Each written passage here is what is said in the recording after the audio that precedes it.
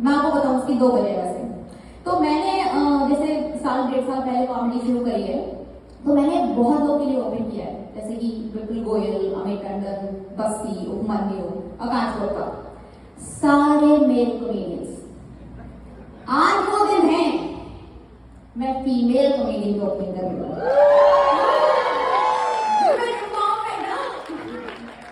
अगर second special इसलिए है क्योंकि मुझे मेरी मम्मी ने लखनऊ में वायरल कर दिया है, और मैं हूँ लखनऊ से, यूपी से। तो मैं बताऊँ कैसे।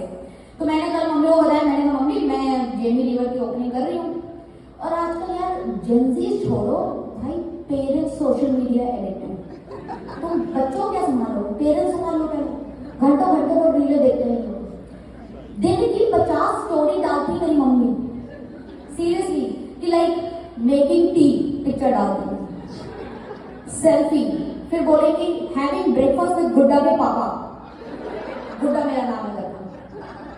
उसमें सेल्फी में पापा की बनियान और बनियान में छेद, दोनों दिख रहे होते। तो मैंने उनको बोला कि मैं ओपनिंग कर रही हूँ, उन्होंने कर दिया पोस्ट फेसबुक पर। और भाई हम हिंदी में पोस्ट नहीं करते, ना ना ना ना ना, हम करते इंग्लिश में, बेशक टूटी फूटी हो। तो मेरी मम्मी ने पोस्ट किया माय डॉटर, और ऑल कैप्स, छोटा वाला नहीं, all caps, my daughter opening Jamie Lever, Raleigh North Carolina, Hindu mandir, 7 o'clock, please come and watch, appreciated, thank you. अब क्या है, हमारी मम्मी की जो सखी सहेलियां हैं भाई, वो तो सब हिंदी है, तो उनकी फेसबुक की जो डिफॉल्ट लैंग्वेज है वो हिंदी है, ठीक है। तो जब आप इंग्लिश में पोस्ट करते हो तो अगले बंदे को ट्रांसलेशन दिखता है, समझ में आ रहा है।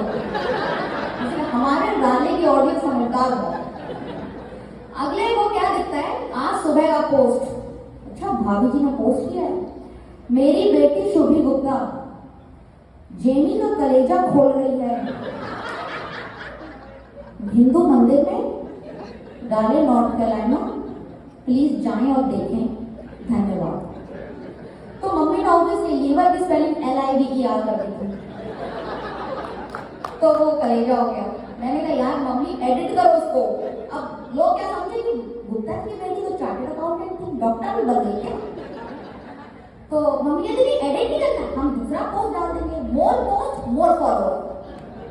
मैंने कहा भाई इनको क्या ही समझे। तो ऑनलाइन में यार मुझे लगता है कि एक एडवांटेज भी है, डिसएडवांटेज भी है, ठीक है।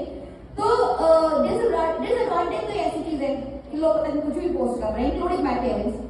तो एडवांटेज क्या है कि जैसे ऑनलाइन हमारे इंडिया में आजकल ब्लिंकिट पता है सबको, ऑनलाइन ग्रोसरीज करते हैं सब लोग, नहीं पता तो क्विक इंट्रो।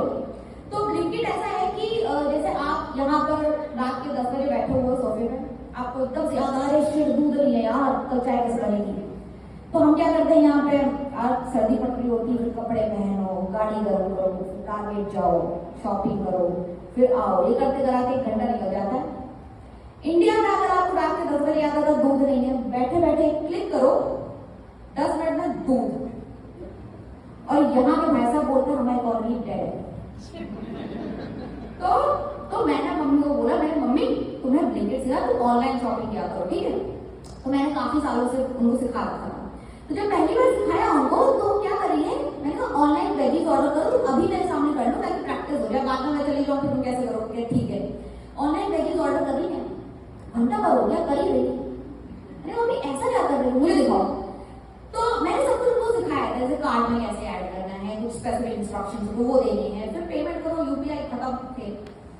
अब मैंने जब कार्ड देखी, कार्ड में 3 चीज ऐड है बस, 2 किलो टमाटर, 2 किलो आलू, 1 किलो प्याज, खत्म।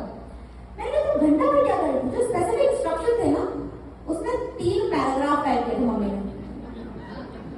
सब्जी वाले भैया कॉमा, मैंने कार्ड में धनिया मिर्ची ऐड नहीं करी है तो वो फ्री में डाल देना। टमाटर गले गले नहीं होने चाहिए, टाइट टाइट होने चाहिए, चेक करके देना वरना पैसे नहीं दूंगी। आलू का साइज बड़ा छोटा नहीं होना चाहिए, मीडियम वाला होना चाहिए, चेक करके देना। यार मतलब ये कौन करता है। और भाई तुम लोग मानोगे नहीं, हमारे घर उस रात धनिया मिर्च वाकई में फ्री में, मतलब मम्मी कुछ भी कर सकती है यार। लेकिन खैर, तो कभी बैक टू बैक कॉमेडी। तो जैसे मैंने बोला कि मैंने 1-1.5 साल से शुरू करी है, 2 साल करीबन। तो यार मैं सोची थी ना कि मुझे थोड़ा क्राउड वर्क करना था, कि पब्लिक से बात करो, क्राउड वर्क करो भाई। लेकिन हमारे देश में ये हालत है कि क्राउड वर्क के नाम पर पब्लिक तुम्हारी ही ले रही है। वहाँ कॉमेडियंस का कॉम्पिटिशन नहीं है, वहाँ ऑडियंस वर्सेस कॉमेडियन है। ये जो आगे के लोग दिख रहे हैं ना आप लोगों को बैठे हुए, इनको लगता है हमने $100 ज्यादा दिए हैं तो हम इसकी ले गए। तो आप इससे बात नहीं कर सकते भाई। मैंने ट्राई किया, मैंने कहा चलो मैं इंडिया में गई तो मैंने कहा थोड़ा हाथ साफ कर ले, तो ओपन माइक चलते हैं। तो मैं ओपन माइक गई पहले, तो वैसे ऑडियंस बैठी थी, यंग सी क्राउड थी, उसमें से बीच में एक आंटी बैठे हुए थे। मैंने कहा aunty welcome to the show, आपका नाम क्या है? मैंने नाम ही बोला। मैंने कहा बेन स्टोक, भिखारी हूँ मैं भाई, मंदिर में मर्यादा करनी पड़ती थोड़ी सी। तो जिनको समझ में आ गया उनकी हंसी आ गई। मैं आप थोड़े कंफ्यूज दिख रही है, मैं आपको बात नहीं दूंगा, ठीक है। तो अब मैंने कहा आगे बढ़कर भिखारी, आगे वाले अंकल ऐसे करके बैठे हुए हैं, हमारी तरफ तो आप मत जाना बेटा, तो हम पापा को जानते हैं। मैंने कहा ऐसे क्राउड के साथ में कैसे क्राउड वर्क करूँ यार। फिर उसके बाद और अब हमारे लखनऊ में तुम्हारी ये हालत है, वो स्टेज पर लड़की छेड़ रहे, ऐसी बुरी हालत है। दूसरा ओपन माइक में गई, मैंने कहा अपनी जब बैटरी अलग, मैं दूसरा ओपन माइक में गई तो मैंने ऐसे वहां पर अपने 4-5 दोस्तों को बैठाया। मैंने कहा यार सुनो, जब मैं आऊँ तो थोड़ी ताली वाली बजा देना खड़े होकर, थोड़ा सा अच्छा लगता है कि कोई आ रहा है, ठीक है। जैसे मेरी एंट्री हुई उन्होंने ताली बजा दी, 5 ताली से ज्यादा एक ताली बजाई, 50-50 रुपए दिए थे इनको, 1 पैसे एक्स्ट्रा काम नहीं हुआ उनसे। फिर जैसे मैंने एंट्री, मैंने कहा यार चलो ठीक है बैठ जाओ, ठीक है। वहां से आवाज आती कोने से, मैडम हम तो बैठे ही हुए हैं, आप बोलो तो खड़े हो जाए।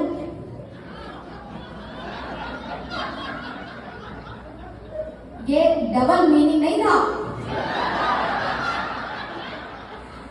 तो मैंने कहा भाई शक्ति कपूर आ गई क्या ऑडियंस में? मैं कहा भाई साहब खड़े हो जाइए, अपने नाम बताइए अपना। कहते कैसे? मैंने कहा हम क्या बताएं कैसे, हम क्या जोशी का नामकरण करेंगे? कहते कि हम पूछ रहे हैं लेके बताएंगे ना दे।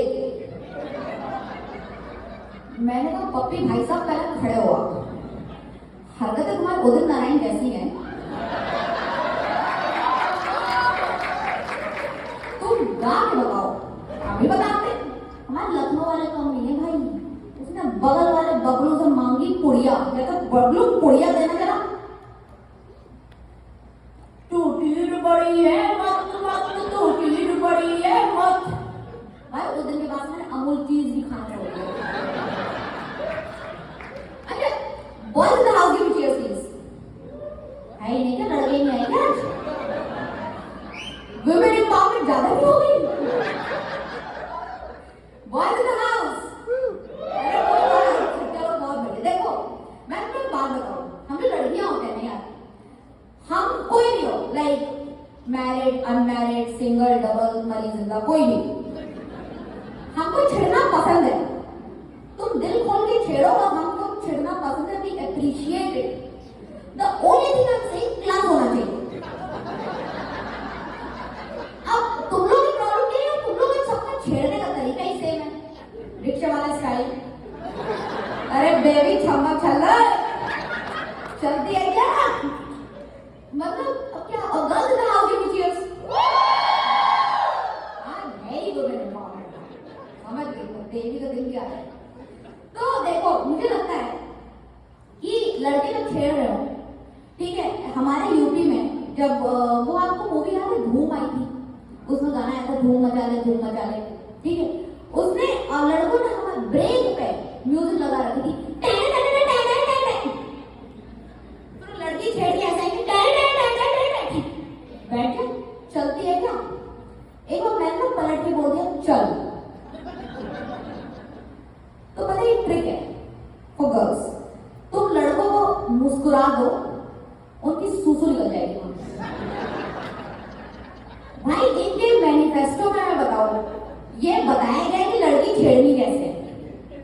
एक बार छेड़ गए फिर क्या करना वो नहीं पता किसी को। तो तुम बिंदास मुस्कुरा दो पलट के, अगला बंदा ऐसे तेज भागा वैष्णो देवी गया हो सीधे। और यार देखो योगी जी के राज में ना अभी वो मनोरंजन रह नहीं गया अभी यूपी में। जो रोज न्यूज आती थी ना पहले कि इधर ये हो रहा है उधर लूटमार हो रही है, वो कुछ नहीं रह गया। तो अभी बड़ी सिंपल लाइफ हो गई है। योगी जी के राज से पहले इतना मनोरंजन हुआ करता था कि लड़की निकल जाए रोड पर, 2-3 घंटे निकल जाओ, 3-4 बार तो छिड़ी जाओ, शक्ल तुम्हारी एकदम मायावती जैसे हो, फीलिंग तुमको समीलोन वाली आएगी वहां से, बिल्कुल बिंदास छिड़ोगे, कोई दिक्कत वाली बात नहीं है। और लेकिन प्रॉब्लम ये है जब से मैं यूएस आई हमारे यहाँ तो आगा नहीं पड़ा। मैं यहाँ कोई ऐसा अच्छा लड़का दिख गया तो मैं रुक जाती हूँ, मैं मिस ना हो जाऊँ उससे कि भाई मैं खड़ी तू छेड़, तो बाल उठाने लगता है ऐसे ही ऐसे करके कि तू छेड़, मैं खड़ी हूँ यहाँ तो।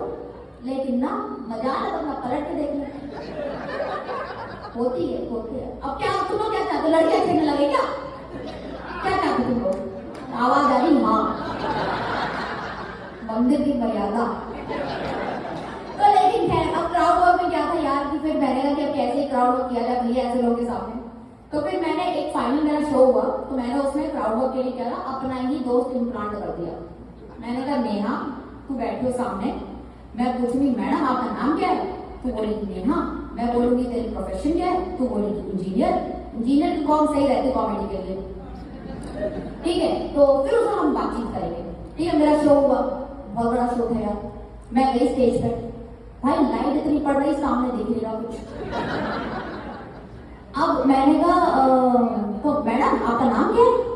सामने बैठे 3 बंदे, वो 2 जो किनारे बैठे तो बीच वाले को बोलता है साले तू ही जनानी है, तुझे ही बोल रही है।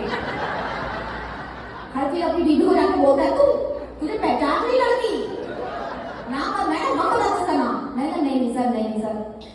फिर मैंने नहीं सर वो आज सिर्फ लेडीज से ही बात करनी है भाई, अपन को तो हमने प्लान कर रखा है। फिर मैंने कहा मैडम आपका नाम क्या है? उधर से आवाज आ रही थी शुभी लेफ्ट,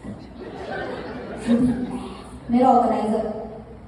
मैंने कहा मैडम आपका नाम क्या है? कह रहा उसका मैंने यहाँ कोई नेहा है भाई, कसम भगवान 50 आवाज आई।